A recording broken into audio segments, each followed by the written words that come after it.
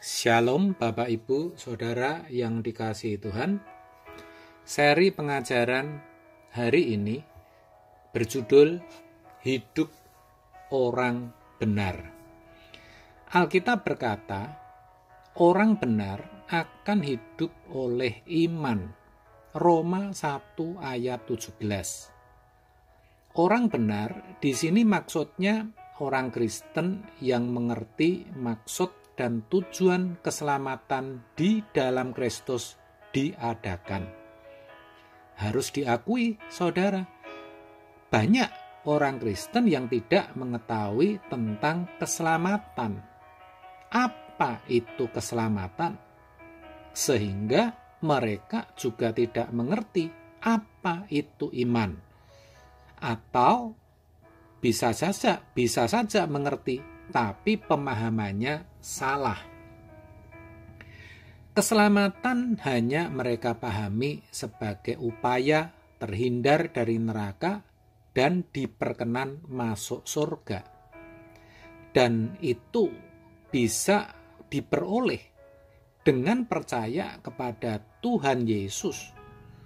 Dan bukti percayanya itu ketika mereka menjadi orang Kristen dan pergi beribadah ke gereja. Itu tidak tepat, saudara. Itu pemahaman yang dangkal.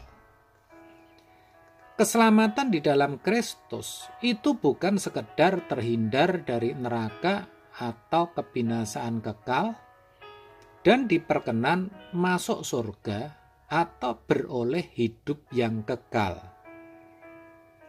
Keselamatan adalah proses dikembalikannya manusia ke rancangan Allah semula. Manusia bisa menjadi kembali serupa dan segambar dengan Allah. Karena memang seperti itulah manusia dirancang, serta bisa memperoleh kembali kemuliaannya yang hilang ketika jatuh ke dalam dosa. Itulah pengertian orang benar, sehingga ia tahu dari mana ia berasal dan kemana ia akan kembali. Orang Kristen seperti inilah yang akan hidup oleh iman. Artinya yang bisa mengerti iman itu apa dan mengerjakannya. Saudara, iman itu penurutan akan kehendak Allah. Orang yang hidup oleh iman adalah orang yang hidupnya memiliki penurutan atau ketaatan akan kehendak Allah.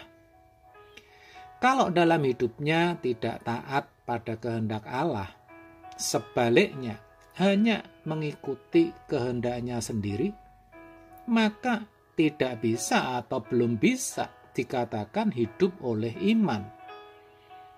Orang yang seperti ini sejatinya tidak banyak, saudara. Maksud saya, yang hidup oleh iman itu tidak banyak. Kalau yang beragama Kristen banyak, tetapi belum tentu memiliki iman yang benar.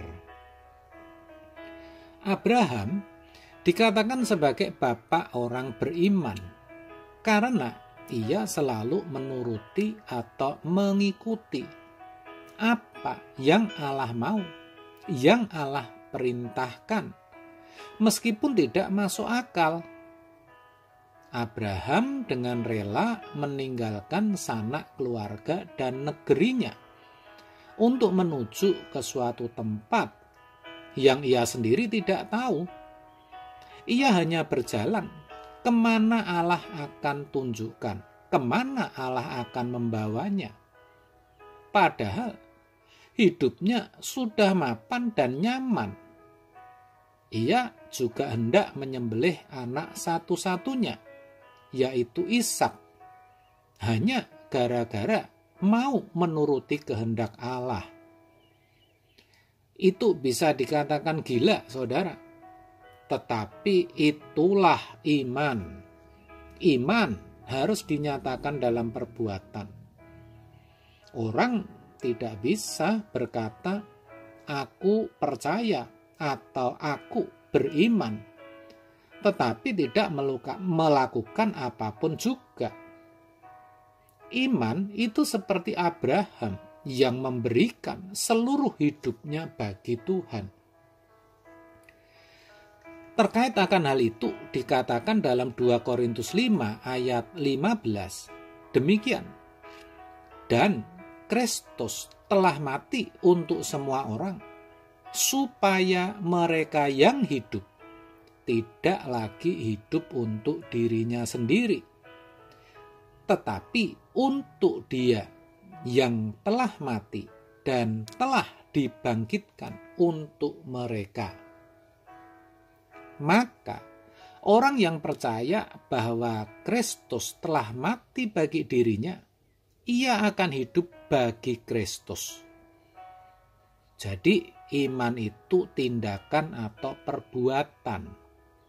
Orang yang beriman akan bisa dilihat dari perbuatannya, dari peragaan hidupnya.